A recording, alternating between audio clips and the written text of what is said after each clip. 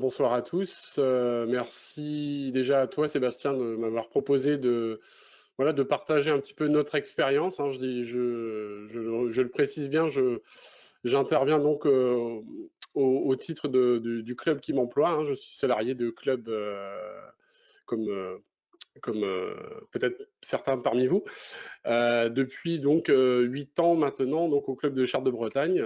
Pour ceux qui ne sont pas de la région, pardon, je vais situer ça. Voilà, c'est vraiment la couronne très proche au sud de Rennes.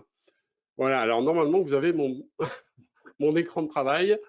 On va essayer de rendre ça le plus vite possible. Euh, Hop, alors on va agrandir déjà un peu, je pense. Voilà, et puis on va déplacer ça pour l'instant ici et là. Hop, voilà. Donc ça c'est mon outil de travail, voilà, qui m'a servi à, à réfléchir un petit peu à ce que j'allais bien pouvoir vous raconter ce soir. Et, voilà, donc il est convenu que Sébastien puisse donc vous le mettre à disposition si vous êtes intéressé. Donc voilà, je voulais bien préciser effectivement que je vais vous présenter une dynamique collective et pas celle d'un éducateur, voilà, dans son club. Le club de Chartres de Bretagne, en 2019-2020, donc il était constitué de 230 adhérents. Il y en a un petit peu moins cette année, comme malheureusement dans beaucoup de clubs. Et ce que je vais vous proposer ce soir, voilà, c'est de vous expliquer un petit peu notre démarche, et notamment au travers de deux axes qui sont la fidélisation donc, des licenciés, mais et aussi la promotion donc, du club, dans le but, bien sûr, d'en recruter des nouveaux. Et donc, on a une démarche de développement, voilà, qui se résume déjà dans ce premier item que j'espère vous voyez bien. Surtout, n'hésitez pas à me dire. Je vais mettre en plein écran, ce sera peut-être mieux déjà. Voilà. Voilà. Et donc, ce qui est au centre de l'écran, partenaire éducatif au sein de la collectivité, c'est vraiment comme ça qu'on voit les choses et qu'on tend à se positionner. Voilà. Et ça, vous allez voir, donc évidemment, ça va donc induire un petit peu tout ce qu'il y a derrière. Et voilà, ce qu'on recherche, nous, donc, au travers de ce projet de développement, c'est la pérennité du club, bien sûr, de ses activités, qu'elles soient compétitives ou de loisirs, et puis, mais aussi la pérennité de l'esprit, hein, de nos valeurs, qui sont bah, vraiment voilà, d'être un club éducatif, d'être un club formateur, avant tout. Donc très, très orienté vers les jeunes, mais aussi vers les moins jeunes, hein. Vous allez le voir tout de suite. Au contraire, justement, le but, c'est vraiment d'inclure en tout cas le plus de monde possible dans la vie de l'association. Voilà, donc au niveau de la démarche, hop, là je suis allé un petit peu vite. Au niveau de la... Voilà, il y a deux axes, hein. Donc il y a vraiment la fidélisation, et pour nous, ça suppose une bonne organisation. C'est-à-dire une organisation voilà, qui soit lisible, le plus simple d'accès possible aux différents publics auxquels on a affaire tous les jours. Ça passe par une amélioration de la communication interne. Ça, c'est vraiment quelque chose qui est très important entre les dirigeants, entre des dirigeants vers les bénévoles, du club vers les parents, et vers les licenciés de manière générale. Et on s'aperçoit que c'est un vrai sujet, ça, la communication. On n'a pas tout réglé, nous, par rapport à ça. On essaye vraiment de s'améliorer. Voilà, je sais que dans l'intervention précédente, on a parlé aussi de cette nécessité de communiquer. Alors, il y a la communication externe, on va en parler un tout petit peu après. Mais la communication interne, c'est vraiment quelque chose qu'il faut réfléchir, qu'il faut travailler pour fidéliser les gens, faire en sorte qu'ils se sentent bien, en fait. Euh, et qu'ils aient les bonnes informations. La structuration de l'encadrement, c'est quelque chose qui est essentiel, l'encadrement des jeunes, hein, des équipes, mais aussi des adultes, hein. C'est un point vraiment essentiel pour nous dans la pérennité et dans la fidélisation des licenciés. C'est-à-dire qu'on soit, voilà, ça passe par du nombre, c'est-à-dire avoir clairement, c'est ce qu'on a essayé de faire ces dernières années, c'est de densifier notre encadrement sur les séances d'entraînement en particulier, et d'être aussi voilà, pertinent sur l'encadrement au niveau des matchs, évidemment. Et ça, on s'aperçoit que c'est vraiment quelque chose d'essentiel, hein. Pas seulement pour les progrès et les performances, mais vraiment aussi pour le bien vivre ensemble, tout simplement. Et on veille aussi donc à avoir une certaine cohérence dans notre projet. Alors, je vais vous donner un exemple très concret, parce que c'est un petit peu pour ça que je suis là, c'est pour vous parler d'expérience. Voilà, on a donc décidé d'avoir cette ouverture du club aux nouvelles pratiques et à la formation des jeunes, comme je le disais tout à l'heure. Et pour nous, ça induit donc le recrutement de volontaires en service civique. Et presque volontairement, j'ai envie de dire, des gens qui viennent de l'extérieur, susceptibles et potentiellement aussi d'autres milieux que le basket, pour notamment nous apporter leur ouverture, leurs idées, leur vécu, leurs expériences, même quand ils sont très jeunes, ils ont toujours des choses à partager. Ça, c'est une grande richesse. Voilà. C'est pas seulement effectivement pour encadrer des séances, par exemple, puisque chez nous, c'est pas leur seule mission et très loin de là. Et donc, on leur confie des responsabilités sur des missions de développement, justement, parce que c'est aussi pour ça qu'on les accueille, c'est pour qu'ils développent des compétences dans le développement. C'est souvent pour ça qu'ils recherchent quand ils arrivent. Et donc, la cohérence de ce projet, c'est également d'accueillir des gens en formation, donc des apprentis, donc c'est le cas depuis plusieurs années maintenant, et d'avoir toujours ce souci de former des jeunes cadres, notamment via la filière fédérale avec le CQP, le P1, le P2, voilà. Bon, c'est pas, je vais pas développer plus que ça.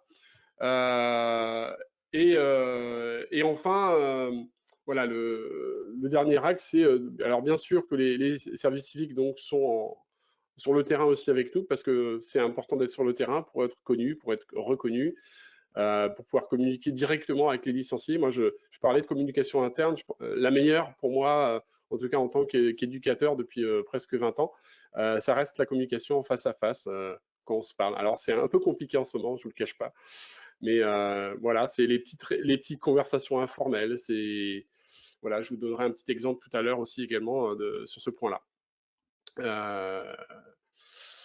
Dans la fidélisation, il y a des éléments, alors ça peut paraître anodin de les dire là, de dire ces mots-là, mais l'écoute, la recherche du bien-être, voilà, c'est un peu le leitmotiv, c'est un peu ce qui nous guide dans nos actions. En tout cas, on essaye, on n'est pas parfait, mais en tout cas, on a ce regard-là, cette posture-là.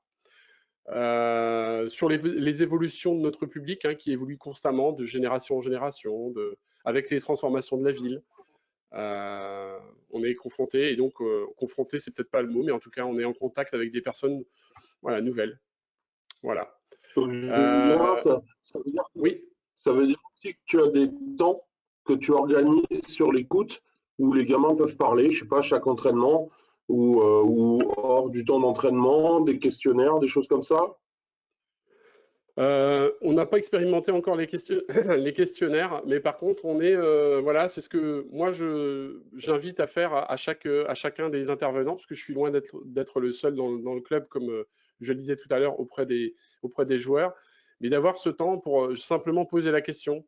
Est-ce que ça vous a plu? Qu'est-ce qui vous a plu? Est-ce que vous êtes amusé? Voilà. Juste, pour moi, ça passe par des choses très simples et vraiment voilà, très informelles. Après un entraînement, par exemple, effectivement, de dire. Et là, on est très, très, très à l'écoute en ce moment de ça, dans la période qu'on traverse sur notre petit terrain extérieur. C'est quelque chose qu'on a peut-être redoublé, sur lequel on a redoublé d'efforts, c'est de vraiment être à l'écoute maximale de nos licenciés et de leurs parents, enfin en tout cas des accompagnants de manière générale. Parce que voilà, on a ce souci un peu que les gens se sentent bien avec nous, qu'ils aient envie de rester, qu'ils aient envie de s'investir. Ça passe par les joueurs, mais aussi les accompagnants et puis bien sûr les bénévoles. Voilà, il y a les notions de plaisir, de pédagogie. On est sans cesse à rechercher un petit peu comment on peut mieux faire. De la communication adaptée, ça c'est vraiment, voilà, j'insiste vraiment là-dessus parce que je crois que c'est vraiment un élément central pour moi. Et pour le club de manière générale. Et voilà, il y a le mot évidemment convivialité, il y a les mots plaisir, il y a les mots fair play. Tout ça, c'est des choses qu'on essaye vraiment de mettre en avant au sein de l'asso. Et de manière concrète, Julien, comment vous mettez en œuvre la convivialité? Parce que moi, c'est important pour moi, la convivialité aussi. Ça se voit un peu sur Voilà. mon physique d'ailleurs, Alors, mais bah, justement, ouais, justement, donc alors je vais juste couper quelques secondes comment l'intervention, enfin l'affichage pour vous présenter le deuxième, si ça veut bien marcher. Je vais essayer de faire marcher ça. Tac. Voilà, parce que là, justement, je vais pouvoir plus facilement répondre à ta question par rapport à ça. Alors, est-ce que ça va marcher? Hop, voilà. Et, euh, et donc par rapport à cette convivialité, bah, ça passe par des moments très simples. Je vais vous donner un exemple concret hop, qu'on a mis en place depuis quelques années au sein de l'école de mini-basket pour l'instant. Ça s'appelle le café des parents.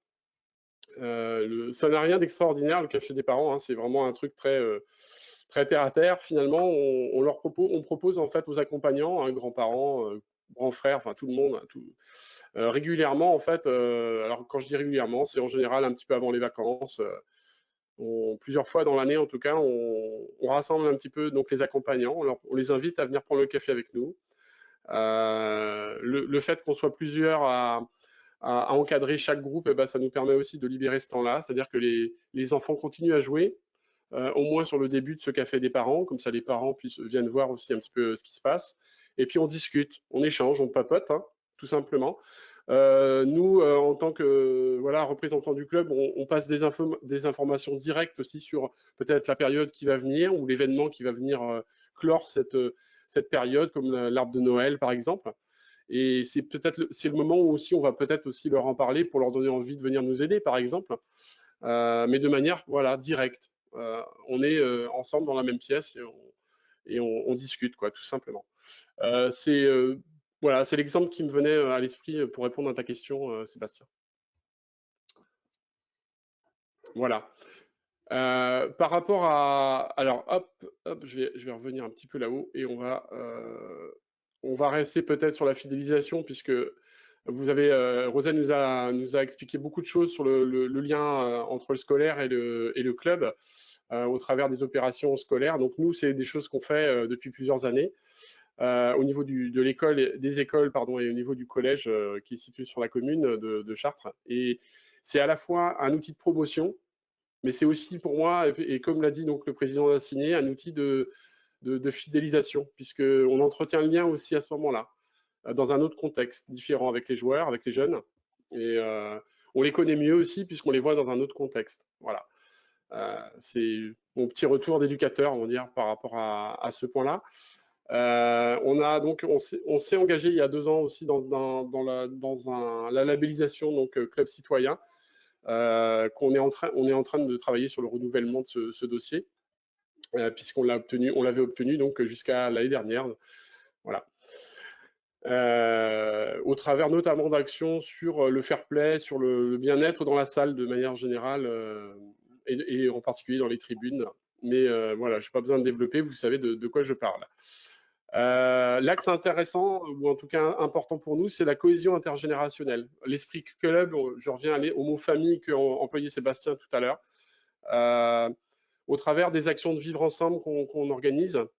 On mixe vraiment les âges, les sexes sur toutes les actions qu'on organise en dehors vraiment des entraînements traditionnels, où parfois les garçons et les filles peuvent être séparés par exemple, et les générations également.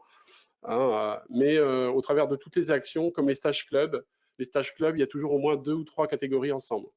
Les garçons et les filles sont ensemble également. Et ça, c'est une volonté de notre part, puisque on voit les stages essentiellement comme des actions de cohésion. Voilà. Le camp d'été, donc c'est une autre action qu'on a développée depuis que je suis arrivé au club en 2013, enfin en 2012, et donc à l'été 2013, on a lancé ce projet qui est purement un projet de cohésion et un projet familial pour le coup, puisque 100% des participants, que ce soit les stagiaires ou les encadrants, pardon, donc salariés ou bénévoles, c'est 100% ECB, c'est 100% Chartres. On n'a pas vocation à le développer, on le fait vraiment pour intégrer les nouveaux quand ils arrivent au club et aussi pour simplement passer des moments inoubliables entre nous, voilà, et partager des moments autres. Et ça, je suppose que ça va être une action qui va être prépondérante pour aller peut-être recapter les gamins qui auraient peut-être un peu décroché cette année ou qu'aurait mis un peu le basket entre parenthèses, non, si on a la chance de pouvoir sortir de chez nous cet été. Exactement, Sébastien. Donc le projet 2021, il est en cours. On avait même espéré longtemps pouvoir organiser à l'été 2020. Et bon, il y a eu je pourrais rien vous cacher, des risques financiers qui étaient assez importants dans l'incertitude qu'on avait. Donc on a préféré donc être raisonnable et pas mettre les finances du club en péril. Mais en tout cas, voilà, on lâche rien, comme on dit, c'est-à-dire qu'on voilà, on est en train de mettre en place ce projet et de prendre la température, voir un petit peu qui on pourra embarquer dans cette aventure finistérienne pour le coup cette année, a priori. Voilà. Voilà, l'intégration des parents dans la vie du club, c'est quelque chose d'important et vous le savez tous, je pense, hein. Alors nous, on le fait au travers de ce qu'on appelle les plaisirs de salle. On n'est pas les seuls à intituler ça comme ça, je crois. Puisque pour nous, c'est un plaisir de venir à la salle et de donner un coup de main. Alors pour les parents, c'est souvent à la buvette. Voilà, ça leur permet de se rencontrer entre eux aussi, au sein d'une même équipe, par exemple. Et au sein du dispositif également des parents référents, puisqu'on voilà, on recherche pour voilà, vraiment aider, soutenir un peu les coachs dans la logistique de l'équipe, dans la communication pour les déplacements, etc. On fait appel à voilà, des parents référents qui ne sont pas toujours des parents de l'équipe. Hein, parfois, c'est un parent neutre, entre guillemets, on va dire, qui vient filer un petit coup de main sur une équipe.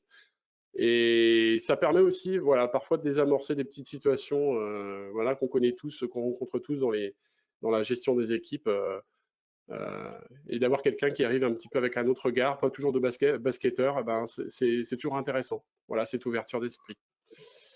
Voilà. Et comment vous les avez impliqués, les parents, là, durant les différents confinements et isolements là, cette année Alors, il y a eu plusieurs tentatives. Ça n'a pas toujours fonctionné, mais on les a, voilà, on a invité les parents et les enfants, par exemple, notamment d'économie basket, à participer à des quiz en live. C'est-à-dire que c'était aussi une occasion de se retrouver. Donc, on utilisait donc une application qui s'appelle Kahoot. Merci à Julien Demeuré, au passage, de nous avoir fait découvrir ça il y a quelques années déjà. C'est vrai qu'on a utilisé ça donc voilà, fréquemment pour essayer de mobiliser un petit peu les gens. Donc c'était évidemment les parents et les enfants. Là, par exemple, par rapport au projet de camp d'été, on consulte à la fois les parents et les enfants sur un même sondage, un même questionnaire auquel ils vont répondre ensemble. Il y a des questions plutôt pour les parents, d'autres plutôt pour les enfants, d'autres plutôt pour tout le monde. Et c'est un moment où ils peuvent échanger sur cette question-là en famille. Voilà. En tout cas, voilà, c'est un petit peu les propositions qu'on fait actuellement de cet ordre-là. Voilà. Si tu veux grossir un petit peu, enfin un peu le Oui, PowerPoint, enfin ouais, c'est pas très pas le visible. bonhomme, hein, mais Alors, hop, on va essayer d'agrandir un petit peu. Voilà. Bien, alors voilà, donc vous voyez, donc j'ai déjà évoqué pas mal de choses, notamment au travers du mini-basket, parce que c'est vraiment une spécificité, je trouve, du mini-basket d'instaurer vraiment une communication, une proximité avec les parents, avec les enfants, etc. C'est vraiment important. C'est souvent la porte d'entrée au club, avec des parents qui ne savent pas toujours comment ça fonctionne le club, parce que chaque club est différent déjà, et puis donc ça peut être différent de ce qu'ils vivent comme expérience personnelle en tant que voilà, en tant qu'adulte. Donc ça, c'est vraiment quelque chose sur lequel on met l'accent. Donc je vous ai parlé du café des parents. La fête de Noël, c'est depuis quelques années une fête où les parents et les enfants jouent ensemble, sont ensemble sur le terrain. Donc c'est un moment partagé. Pendant quelques années, c'était les parents qui venaient voir les enfants jouer et on s'est dit, mettons tout le monde sur le terrain. C'est pareil, hein, humblement, ça n'a rien de spécialement nouveau, puisqu'il y a quelques années, je me rappelle d'une opération fédérale qui s'appelait Basket en famille, je crois. Et on a repris un petit peu cette idée-là à cette occasion-là. Donc ça, j'ai déjà un petit peu évoqué tout ça. Déjà, on va passer peut-être à l'autre partie, parce que je vois que le temps passe aussi. Et ce que ouais, je vous propose de parler, voilà, il nous je vous reste propose, une grosse dizaine de minutes. ça devrait aller. Allez, je vais faire mon possible pour respecter le timing. Coach. Alors, par rapport à la promotion du club maintenant, alors nous, on est parti d'un constat, on est parti de notre constat à nous. Hein. Nous, on est sur un secteur, donc une commune d'environ 7000 habitants, mais qui est très très sportive, avec un gros maillage associatif en termes d'activité. Donc il y a beaucoup beaucoup de choix, donc beaucoup de concurrence. Il ne faut pas se le cacher, il faut employer le mot comme il est, et notamment sur le public féminin. Donc on a, voilà, grâce à l'impulsion aussi d'un jeune en service civique qu'on a accueilli la saison dernière, lancer des actions de valorisation du basket au féminin pour essayer voilà, de faire connaître cette pratique, notamment auprès du public collégienne, hein, les ados. Et on a eu des résultats plutôt intéressants puisqu'on a regarni nos équipes U13, on en a 2 cette année, enfin on devait en avoir 2 cette année. On a une équipe U15 voilà, qui s'est remplumée aussi, si je peux utiliser cette expression.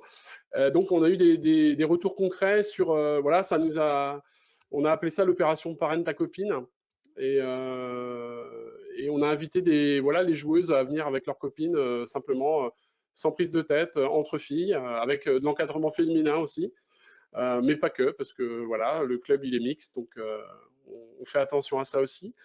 Et la dernière action de ce type-là, c'était au mois de septembre, le 12 septembre précisément, puisqu'on a eu la chance d'accueillir un match de National 2, donc un match de préparation entre l'équipe de l'Avenir de Rennes et puis de Saint-Paul-Rezé, qui nous ont fait le plaisir de nous faire cette rencontre. Et on a organisé donc au-delà de ça, donc une animation juste avant, quelques heures avant. Et entre les deux, entre le match et l'animation, on a organisé une rencontre avec les joueuses de l'Avenir et je remercie encore au passage beaucoup Agnès de Fébrici, donc qui nous a permis donc cette rencontre très très très sympa et très conviviale avec l'équipe et les petites. Et on a eu surtout des signatures directes derrière, donc c'est vraiment des actions concrètes qui nous apportent voilà, des licenciés sur les publics vraiment qu'on a ciblés. Donc voilà, moi en tout cas, je vous encourage en tout cas à mener ce genre d'action quand vous avez des problématiques de ce type-là, aller vers des publics un peu spécifiques. Le basket pour tous, voilà, ça part d'une réflexion que j'ai eue un jour avec un gamin en fauteuil qui est arrivé, qui me dit, bah moi j'aimerais bien jouer avec mes copains, sauf que on n'avait pas de moyens à l'époque d'accueillir ces enfants. Et c'était compliqué pour nous, c'est pas dans notre culture non plus. Et on s'est dit, bah, il est peut-être temps effectivement de s'ouvrir un petit peu aux autres. On a donc lancé donc différents champs de développement avec les actions fédérales qui sont proposées. Il y a des très bonnes opérations. Donc, je vais évoquer le milieu scolaire très rapidement puisque voilà, Rosen a très bien expliqué un petit peu ce qu'on fait. Alors, juste pour rebondir là-dessus, on a effectivement nous aussi développé une opération avec le collège, un partenariat avec le collège, qui se passe sur le temps de l'AS. Hein, la convention, elle est faite avec l'AS du collège, donc le temps UNSS. Et parallèlement à ça, donc l'enseignante se forme aussi au basket puisqu'elle n'est pas spécialiste de l'activité. Donc c'est vraiment un partenariat super intéressant avec beaucoup d'échanges et d'allers-retours. Le basket loisir adulte, ça peut paraître bizarre, mais nous, ça fait pas très longtemps. Ça fait que la 3e saison qu'on a retrouvé ça après plusieurs années d'interruption. Et c'est pour nous un vrai vivier de bénévoles et de futurs dirigeants. On a des parents de l'école de mini-basket qui sont arrivés au basket aussi. Voilà, donc l'activité, elle est pour tout le monde, pour toute la famille. Voilà, les adultes viennent jouer, voilà, également. Et ça prend beaucoup de sens parce que, alors ça n'est que mon avis, mais je pense que les plus impactés par cette crise du Covid, c'est sûrement les bénévoles et qu'on va sûrement faire face à une crise du bénévolat. Les gens qui ont goûté à leur soirée et à leur week-end, il va falloir aller aussi les recapter. Et c'est vrai que les mettre en activité sur le terrain, ça va être peut-être une possibilité d'attirer de nouveaux bénévoles, quoi. Et ça va être un vrai enjeu de la rentrée prochaine, je pense, et peut-être, je l'espère de la rentrée prochaine, mais peut-être plus tard aussi, voilà. Ouais, tout à fait, ouais, tout à fait. Ouais, c'est clair que on n'a pas fait ça pour ça à la base, mais c'est clair que ça va peut-être représenter des enjeux importants. Tout comme donc le centre Génération Basket. Donc ça, c'est une action que nous on mène depuis 4 ans déjà et, qu'on a maintenu. On s'était donné 1 an pour essayer de voir ce que ça donne. Et on est vraiment satisfait vraiment de ce que ce que ça nous apporte à la fois en visibilité et surtout en réseau. Puisque voilà, je vous ai dit tout à l'heure, on souhaite vraiment s'inscrire comme partenaire éducatif de notre territoire, de la commune. Et ça, c'est une action notamment qui a été très très bien en termes d'image de marque auprès notamment de la collectivité, puisqu'on accueille les Tu peux gamins sans expliquer un peu ce que c'est? condition. Oui, bien Tu peux sûr. expliquer ce que Le, c'est un petit peu les CGB, s'il te plaît?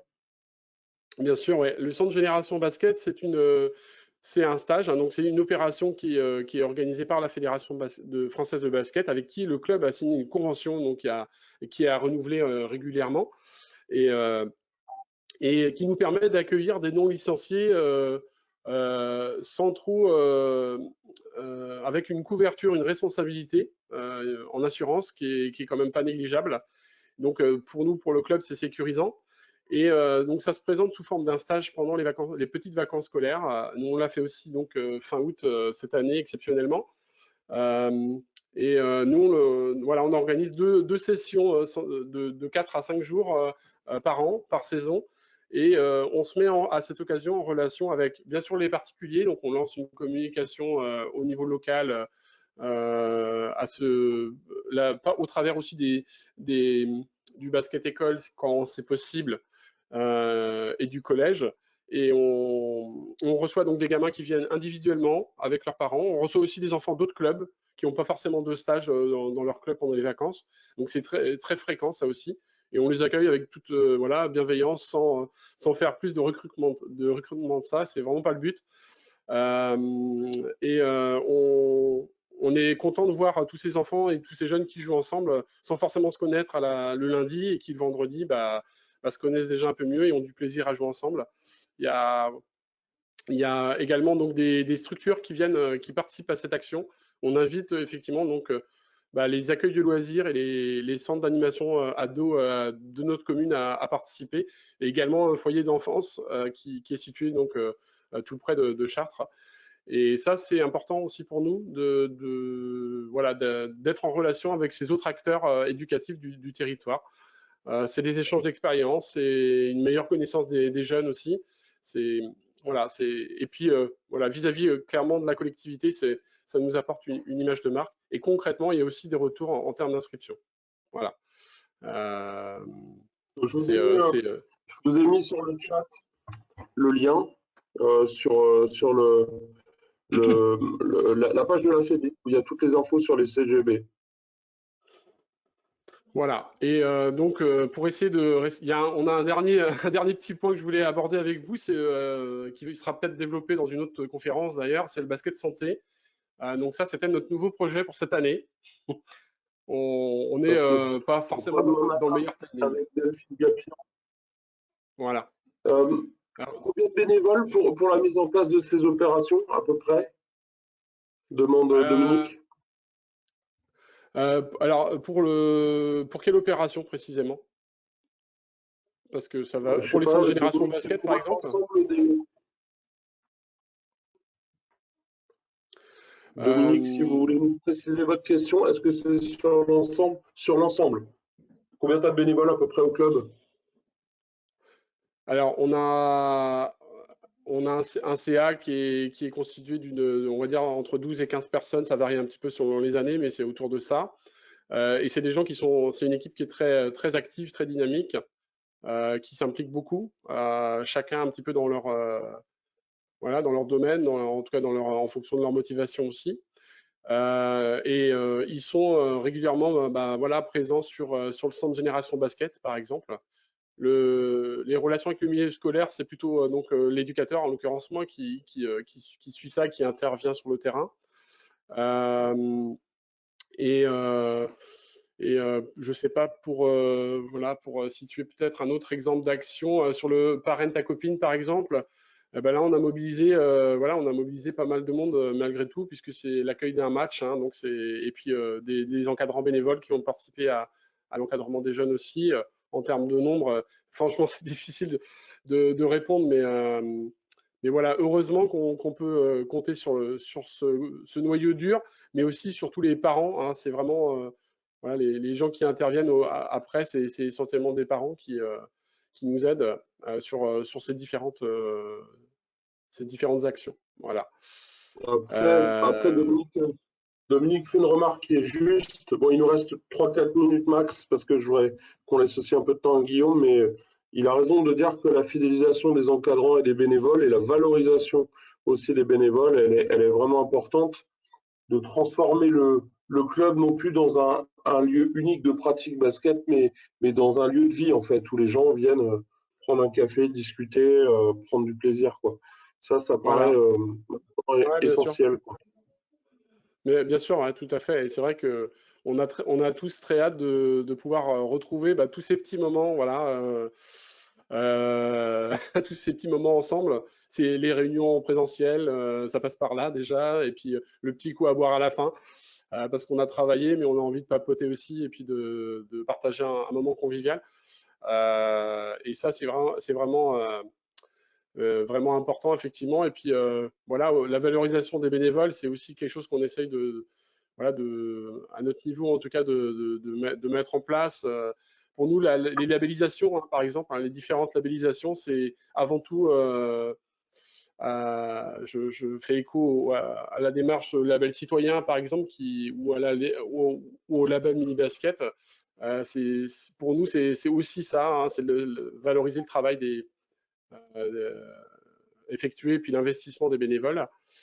Euh, voilà, donc je ne sais pas si voilà, il y a d'autres personnes qui souhaiteraient me poser une question. En tout cas, moi Est-ce qu'il y a d'autres questions? En je tout suis cas, disponible. vous aurez le mind map, là, ça s'appelle, ou la pieuvre, comme vous voulez, là, vous l'aurez à disposition pour vous donner des idées.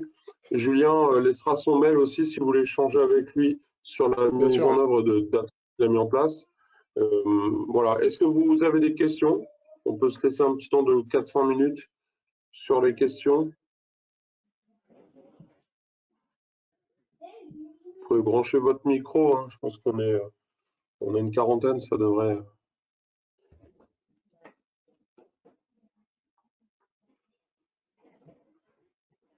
Non, donc, bon, s'il n'y a pas de questions, en tout cas, bon, Julien, il a fait un travail formidable là sur la présentation et puis c'est surtout sur le travail en amont, je trouve, sur la structuration de son club. Il vous a montré une partie du mind map, mais je pense que c'est bien plus complet que ça. Euh, je pense aussi que 5 ans en amont pour aller chercher les licenciés, c'est la clé aussi. Ça veut dire se dire de toute manière, il y a 20 ou 30 ans, on fonctionnait tous comme ça, les gamins ils viennent et puis on s'occupe d'eux. Et maintenant, je pense que les enjeux font que la concurrence est telle aussi, et les bassins de population aussi sont tels que, et le contexte va rajouter malheureusement de la contrainte, c'est qu'on va être obligé d'aller chercher un petit peu les gamins. Et pour ça, il faut s'organiser et arriver à fixer une stratégie. Et c'est aussi pour ça qu'on a mis un module sur la professionnalisation. On a quand même la chance d'avoir les services civiques. Julien vous en a parlé tout à l'heure, et aussi les apprentis qui sont très peu chers, voire presque gratuits encore pour quelques temps. Donc c'est aussi une manne humaine que vous pouvez mobiliser pour mettre en œuvre toutes ces actions et toute cette pieuvre-là. Et ça vous permet de mettre le pied à l'étrier pour développer votre association. Voilà. Julien, si tu veux le mot de la fin, donc on laisse la parole à Guillaume. Eh ben, j'ai juste essayé de voilà, vous donner mon leitmotiv actuellement, c'est bah, surtout de rien lâcher, parce qu'il y a sans doute des enjeux importants à venir et c'est pas facile tous les jours, c'est sûr, on le sait bien.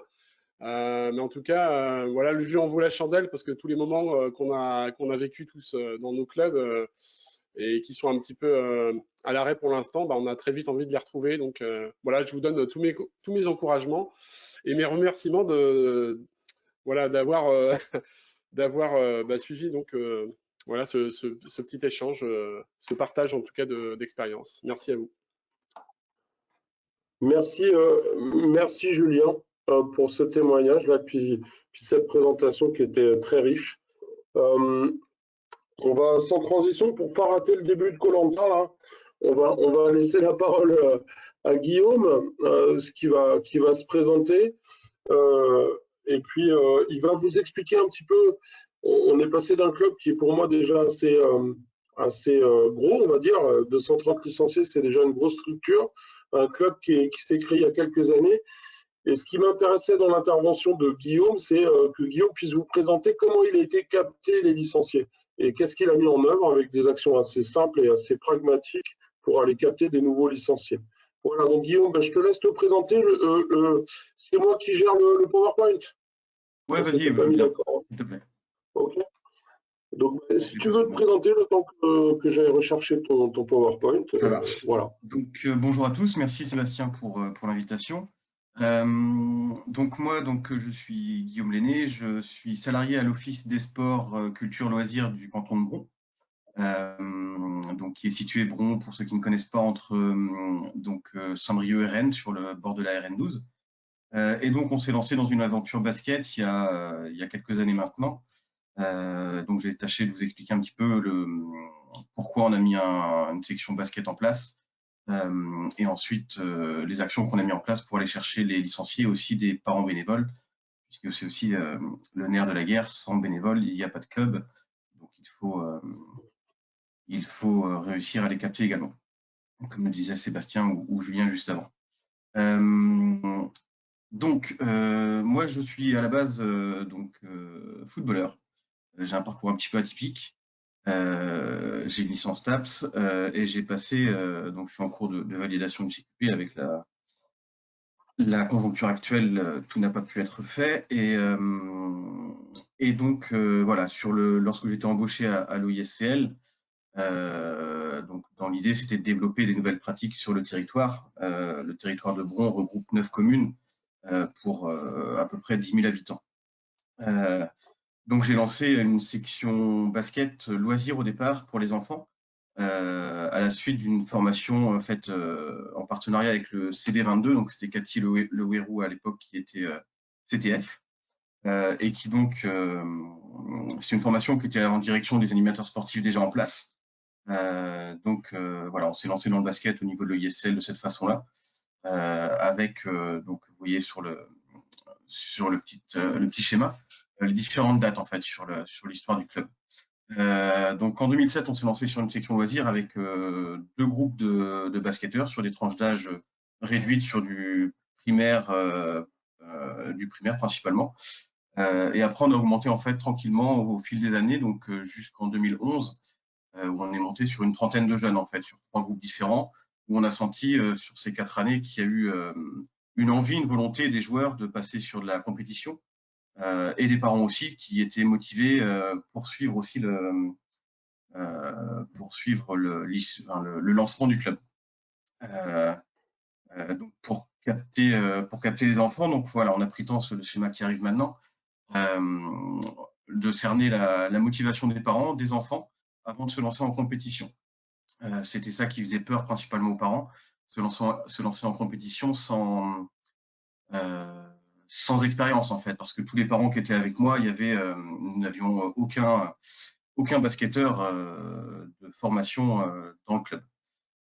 Donc on a pris le temps, on a avancé tous ensemble, et donc quand on a lancé le club en compétition, on s'est appuyé sur l'amicale laïque de Bron, qui nous a aidé à nous lancer, qui nous a servi plus de structure juridique si jamais le club n'avait pas réussi à tenir sur la durée.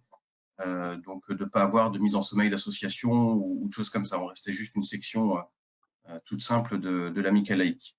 Donc ça c'est pour la suite. Et donc en 2014, nous avons lancé le club. Le club s'est lancé de façon indépendante pour devenir donc le BC Bron, le basket canton de Bron. On tient à notre petit C qui veut dire canton et non pas club pour garder un rayonnement intercommunal en fait, parce qu'on reste sur un territoire rural comme je vous le disais tout à l'heure.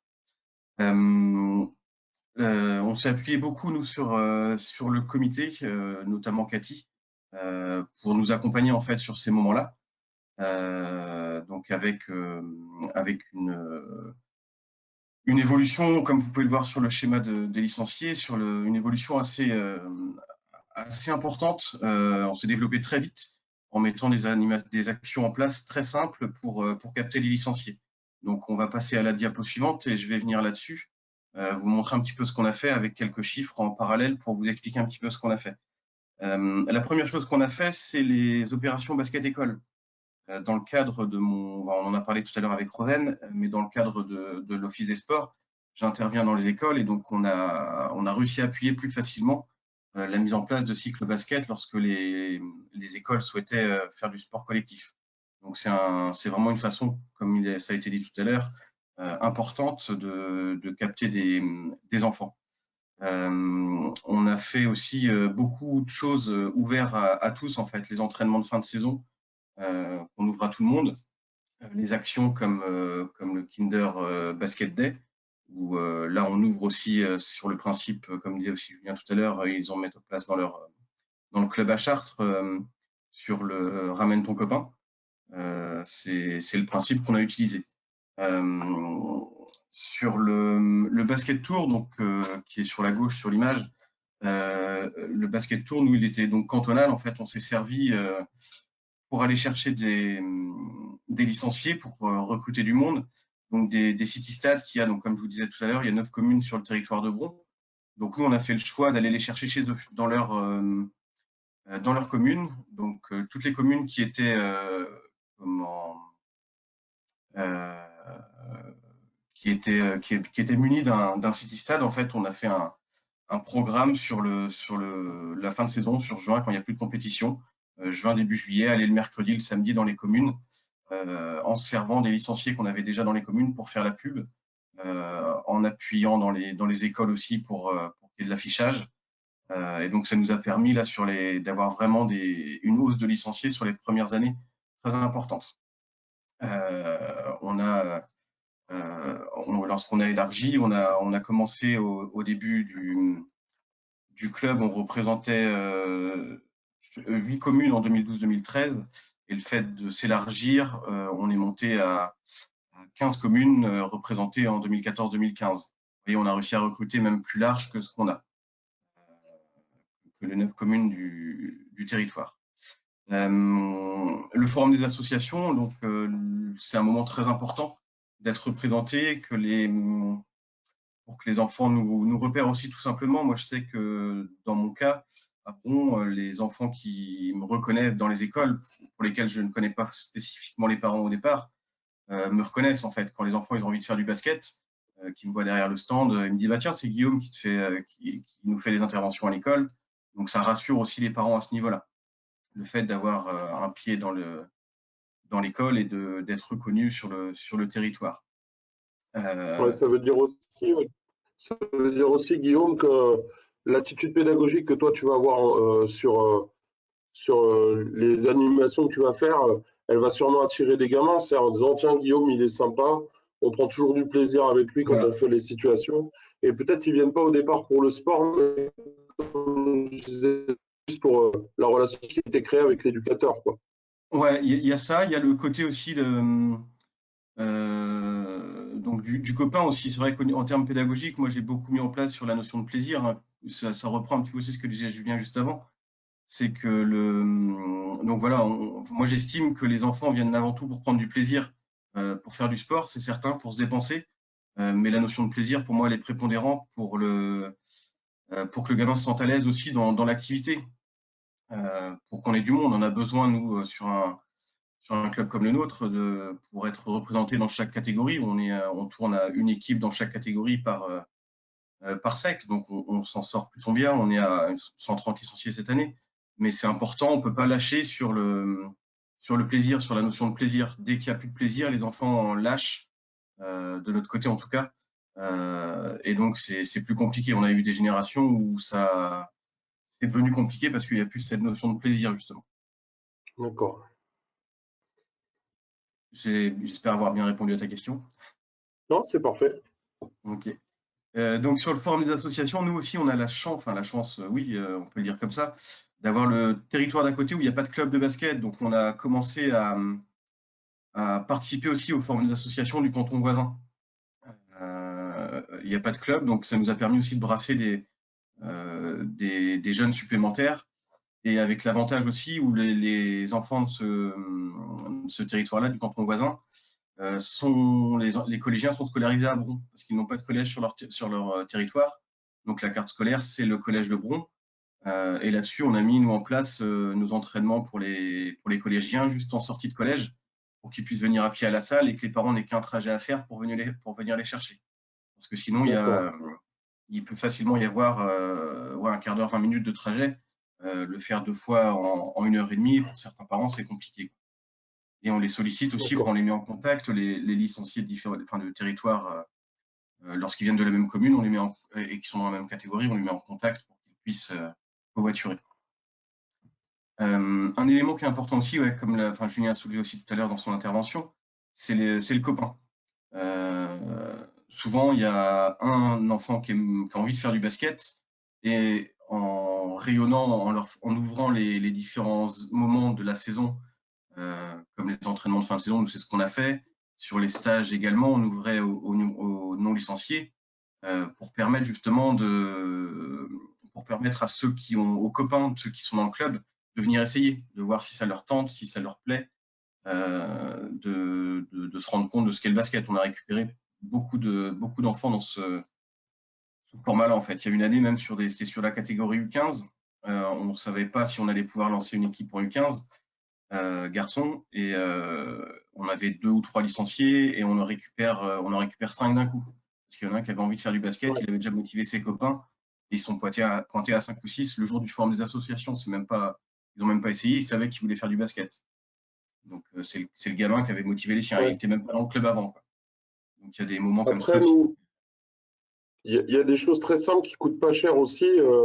Je sais pas si vous avez une boutique du club avec un pull du club, et ben le gamin qui ramène 2 ou 3 licenciés, on lui offre un truc à l'effigie du club, ce qui valorise aussi puisqu'il dynamise un petit peu les gamins sur le fait d'aller chercher d'autres licenciés, d'autres copains, et de les faire venir au club. C'est des solutions qui peuvent être utilisées, une forme de parrainage, quoi. Ouais.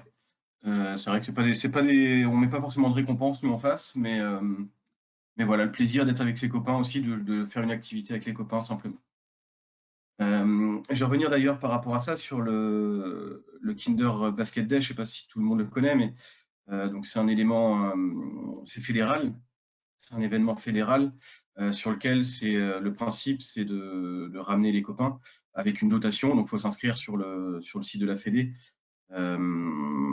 Pour avoir une dotation pour les enfants qui participent sur le mini basket de U7 c'est une demi-journée à organiser de U7 à U11. Donc c'est quelque chose aussi, nous quand on a lancé le club, où on s'est appuyé dessus, ça permet d'avoir une petite dotation sympa pour les enfants, même si on n'avait pas beaucoup de moyens au départ, en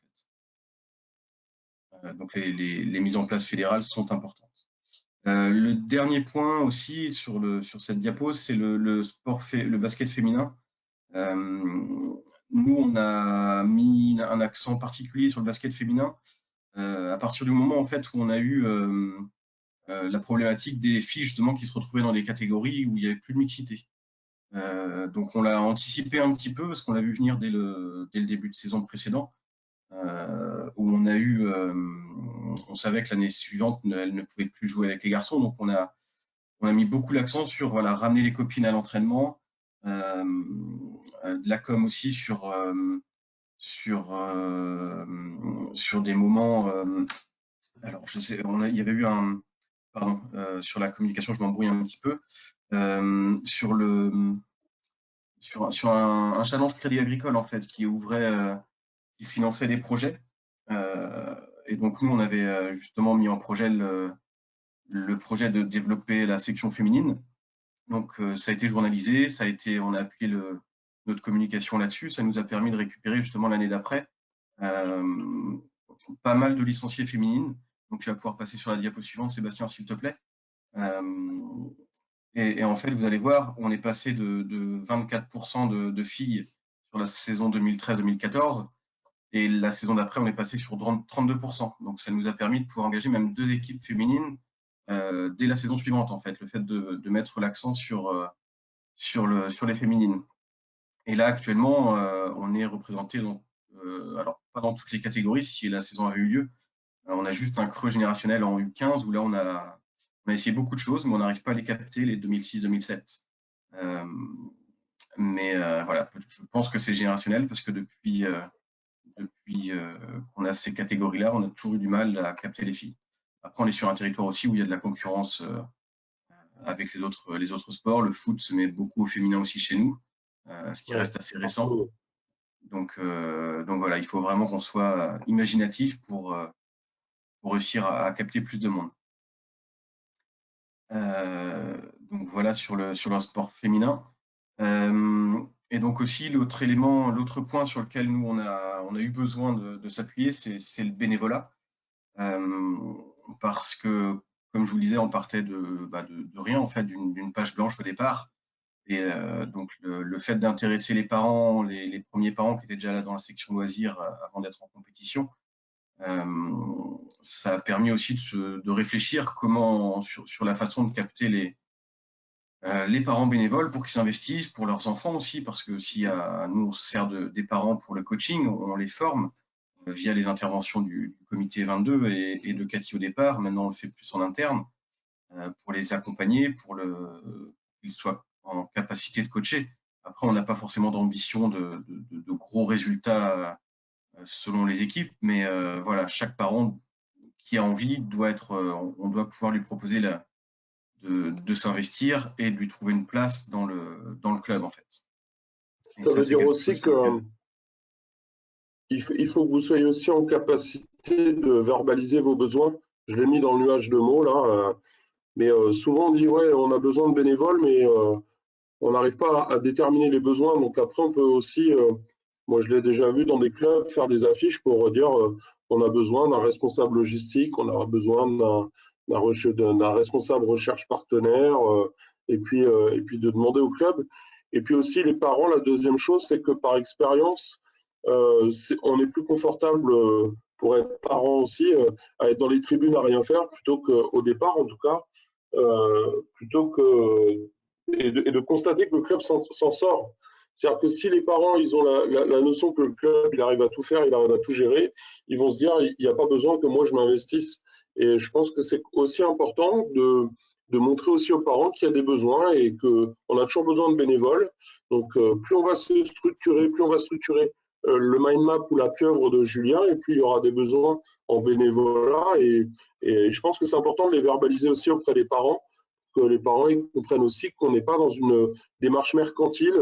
Je viens, je paye, je dépose mon gamin, je le reprends et c'est terminé. Et que c'est plus. Alors tout ça, c'est articulé avec la convivialité, mais ça me semble quand même vraiment important de verbaliser les besoins, d'aller chercher un petit peu les gens et d'aller aussi chercher les compétences.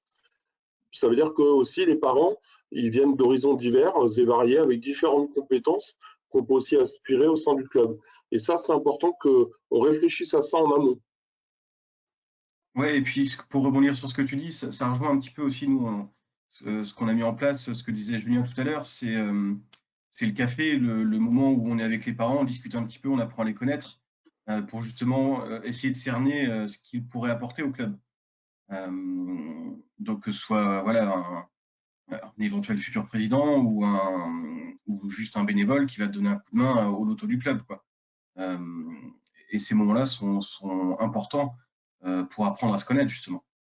Ils sont même pas importants, ils sont même aussi essentiels aussi dans le sens où, enfin vous l'avez tous vécu, des gens qui sont surinvestis dans des clubs et puis qui au bout d'un moment sont cramés parce qu'ils gèrent tout.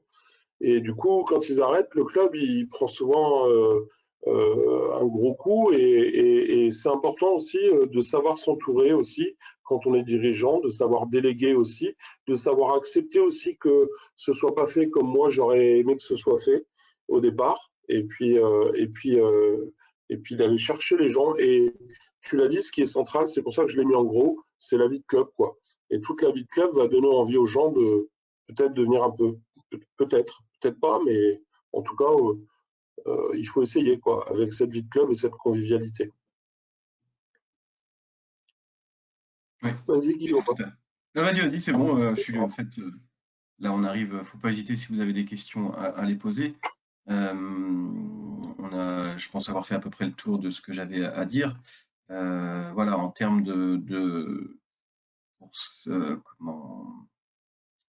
pour synthétiser un petit peu tout ce que j'ai dit, voilà, ce qui est important, c'est ce que nous, on a vécu en tout cas, c'est de suivre les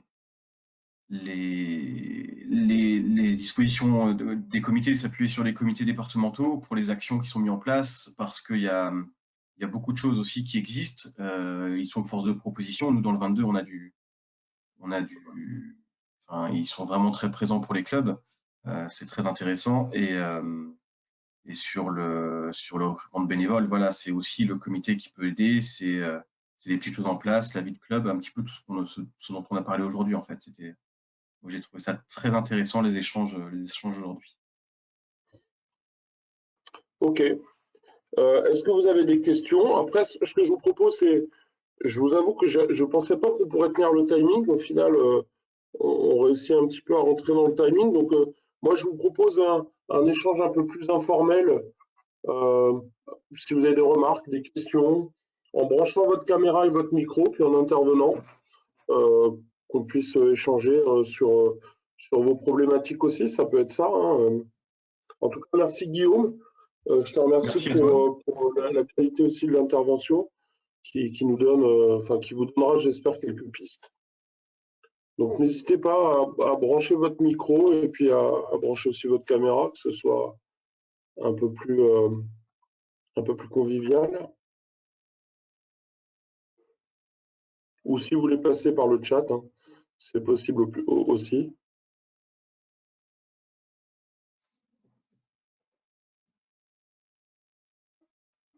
Quelles sont vous les interrogations et les problématiques que vous ressentez par rapport au contexte? Quelles sont vos peurs? Ce serait ça qui m'intéresserait, moi. Solène nous dit, au-delà de l'aspect sportif, il faut que nos bénévoles se sentent bien dans nos salles. Voilà, oui, ça c'est sûr que c'est important. Alors c'est sûr que ça fait 1 an qu'on n'a pas pu avoir de temps convivial ensemble. Quelles sont, vous, vos peurs? Je ne sais pas s'il y a quelqu'un qui veut s'exprimer là-dessus.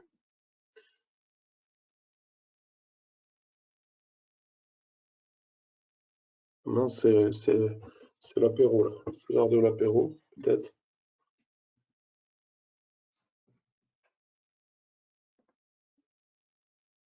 Nous, pour notre club à Bron, l'inquiétude l'année prochaine, c'est sur le nombre de licenciés. Forcément, les bénévoles, pour l'instant, sont